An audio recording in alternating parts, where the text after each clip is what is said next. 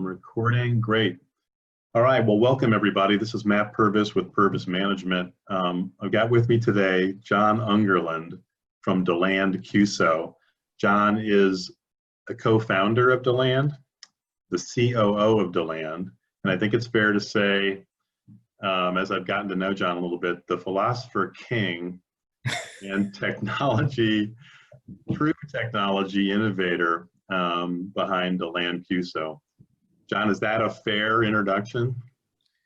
It seems drastically overblown, but if that's what works for you, that's fine. Yes. So, awesome. Well, thanks a lot. We'll go with something like Merlin. How's that sound? Okay, Merlin.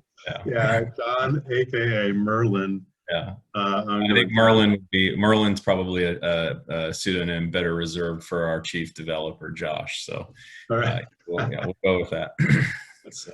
All right. Well, we've got that theme down, and I think it's a good one. John, DeLand's been at this for a little while and doing some really interesting work in financial services. But what was the impetus for the creation of DeLand? What were the first kinds of challenges or opportunities you saw to help this industry along? That's a really good question. And, before I formulate an answer, I would say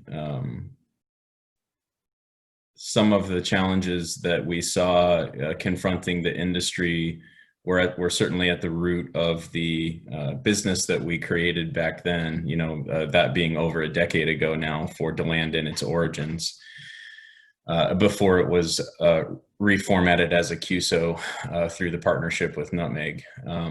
But the challenges then are not the same as the challenges now, right? So I think that's an important point to make.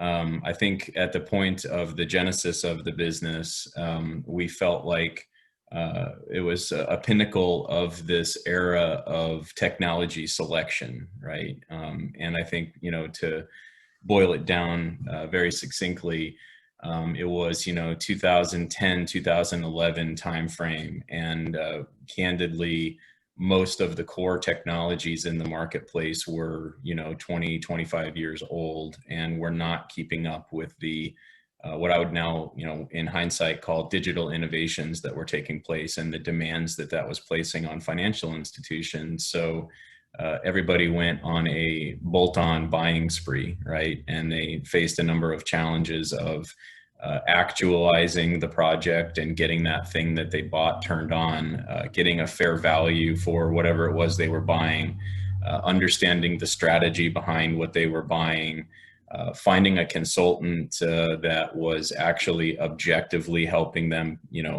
procure bolt-ons for reasons other than kickbacks and relationships and, all kinds of things that were happening in the marketplace. I'm not going to say they're still happening. Everybody can figure that out. But, I think it was a unique moment in time when there was this just mad dash to adapt to the digital marketplace. And that was creating a lot of strategic, economic, practical project challenges for financial institutions. It was costing them a great deal. And we realized that if we could help credit unions overcome those challenges, they would have a better chance at flourishing right into the future. But like I said, those are not the same as the challenges that are being faced now necessarily. Does that answer your question, Matt? Yeah, for sure. Now, one of the things you said about those early days for DeLand, this issue of the bolt-on solution, the bolt-on platform, the bolt-on channel, that's still an issue today. So is that a thread that carries from the early days of DeLand to today? Yeah, we maintain a focus on that in terms of helping we still provide as an entry point to most of our client services. We help our financial institution clients formulate a strategy that will allow them to truly synthesize their technology and data strategy with their business strategy. Another way of saying that is to help them have a better understanding or grasp of why they're doing things technologically and digitally and how they really drive or align to their business strategy. In that endeavor, we certainly see and still believe very fervently that, this trend of buying the shiny object because of whatever conference somebody's been to recently is predominant. But I think we're at the tail end of that era. You know, in our business, we talk about it as the platform predisposed era versus a more core centric era. And I do believe we've crossed a watershed moment where, you know, even uninformed businesses can look at the way that, you know, trendsetters outside of financial services are doing things, and they can see that it really is all about control of data, use of data, you know, ownership of data, monetization of data, and you know, really the Googles, Amazons, and Facebooks of the world aren't having or aren't running 3 to 6 month long projects to pick their next platform. You know, they're designing products and services that are really halos of data around consumers that bring value to the consumer and to their business. So I think this era of platforms is done, and we're just not finished with the, you know, tremors of that yet after its death. So, Well, that's encouraging, I think. Yeah. Let me ask you to explain a little bit more about what you mean about core centric. And I know that relates directly to this era of platforms that we're moving out of. What is core centricity as DeLand sees it?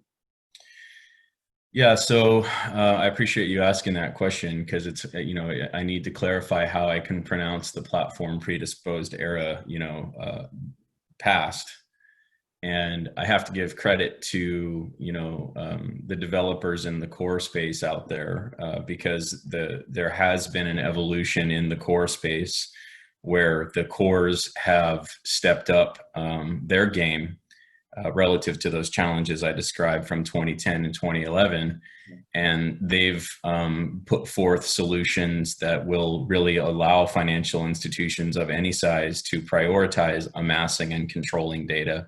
And some of them have developed solutions that will allow the financial institutions to truly extend or expose that data and collect it very fluidly, the way that these trendsetters in the tech space do, right? So that would, you know, the Amazon, Facebooks, Googles. And that's very different than the past, when cores would peddle things like APIs. And the API was really just a way for your platform to inject or extract data from the core. There are now cores out there that will truly allow, you know, an open and fluid extension of the core data and core business logic out to the consumer, so that really you can engage the consumer with that data digitally without the middleman of that platform that's just doing a limited thing of injection or extraction of data or updating of data through the API. So I think that when we talk about core centric, we're talking about, you know, that's a double entendre, double meaning for our business. We believe that the financial institutions, community financial institutions, are really at the core of healthy, vibrant, free, you know, flourishing communities. But that the institution can't really flourish unless its core business strategy and its core technology and data strategy are synthesized, right? So the business strategy needs to be built around a capable core technology and a core commitment to controlling and using the data of the consumer and the community in a way that adds value to the community and the consumer.